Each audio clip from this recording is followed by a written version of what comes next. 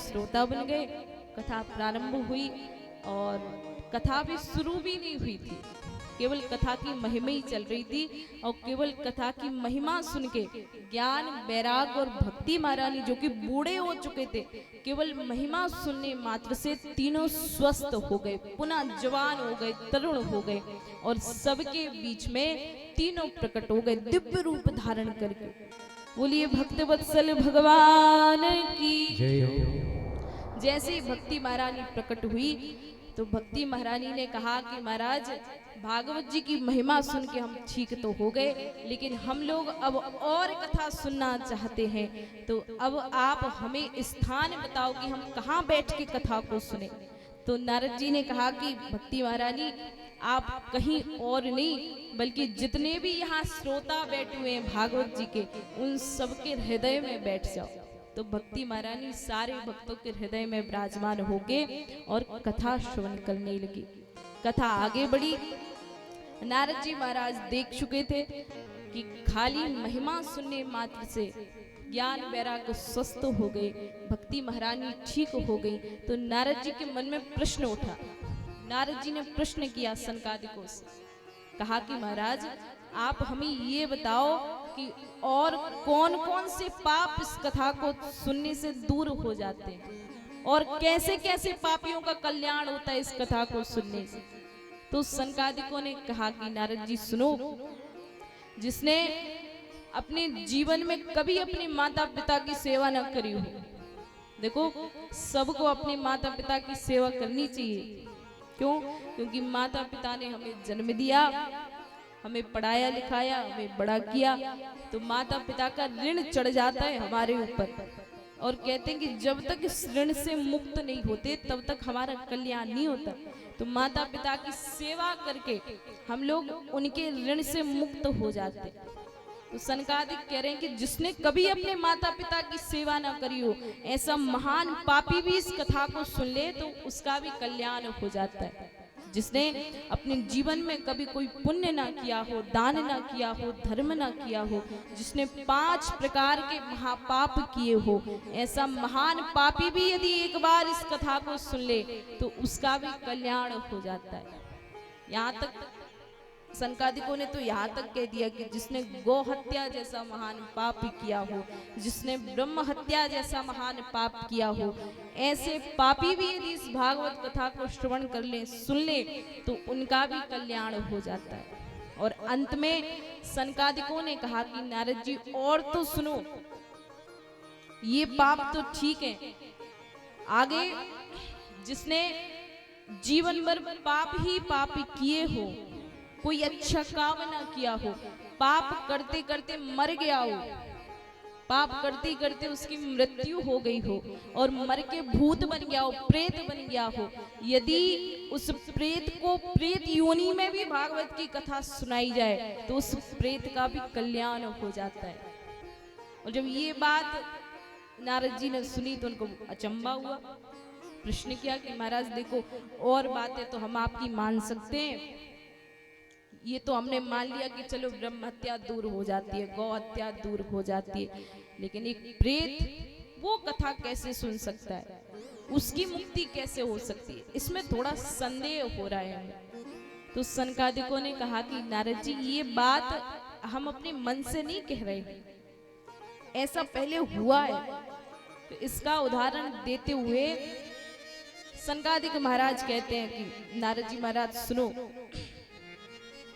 कन्नौज में, कन्नौज शहर है ना बड़ा, तो कन्नौज में एक ब्राह्मण देवता रहते थे, नाम था आत्मदेव।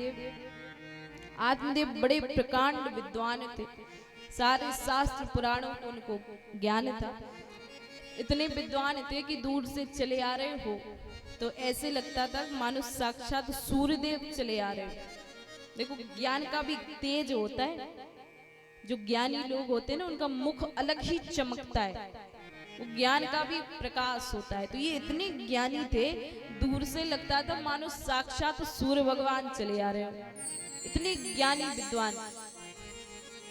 घर में किसी भी चीज की कोई कमी नहीं, खूब संपत्ति, खूब धन, लेकिन इतना सब कुछ होने के बावजूद इनके यहाँ कोई संतान नहीं थी।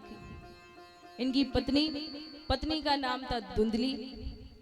जैसे आत्मदेव बढ़िया स्वभाव वाले थे, सुंदर स्वभाव वाले थे, इनके विपरीत इनकी पत्नी थी। पत्नी का नाम धुंधली, तो नाम के समान ही उसकी बुद्धि भी थी, बिल्कुल कर्कश स्वभाव की, झगड़ालू स्वभाव की।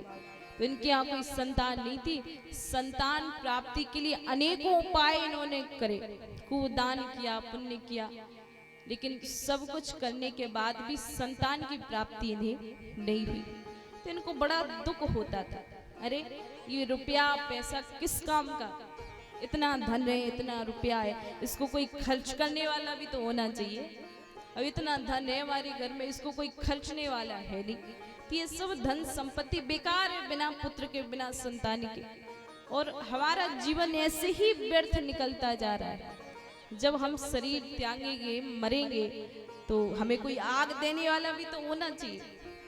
हमारा संस्कार कौन कराएगा? बड़ी चिंता हुई इनको। और एक दिन तो इन्होंने विचार किया कि यदि जीवन में पुत्र ना हो तो फिर वो जीवन किसी काम का नहीं, इस शरीर को त्याग देना चाहिए।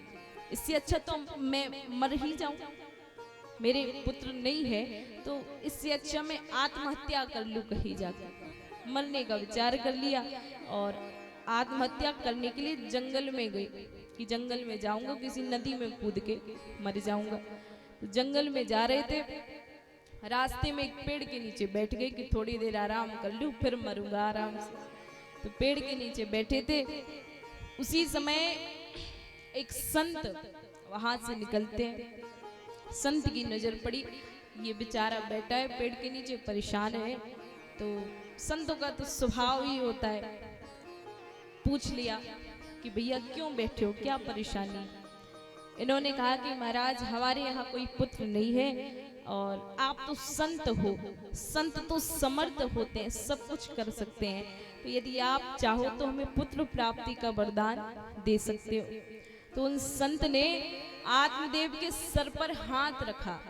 देखो ये भी बड़े ज्ञानी संत थे। तो जैसे ही हाथ रखा तो ये जान गए कि आत्मदेव के भाग्य में संतान योग नहीं है, और केवल इसी जन्म में नहीं, आने वाले और 7 जन्मों तक इनके भाग्य में संतान का योग नहीं था। तो महाराज ने कहा कि भैया देखो, संतान का योग तो तुम्हारे भाग्य में है नहीं, और यदि जबरदस्ती तुम संतान चाहोगे तो फिर वो संतान दुखदाई होगी, वो तुम्हें कष्ट देगी। इन्होंने कहा कि देखो महाराज, हमें ज्ञान ना दो, ज्यादा उपदेश मत करो, ज्ञानी तो हम भी बहुत बड़े हैं, लेकिन अभी हम उपदेश सुनने की स्थिति में नहीं है।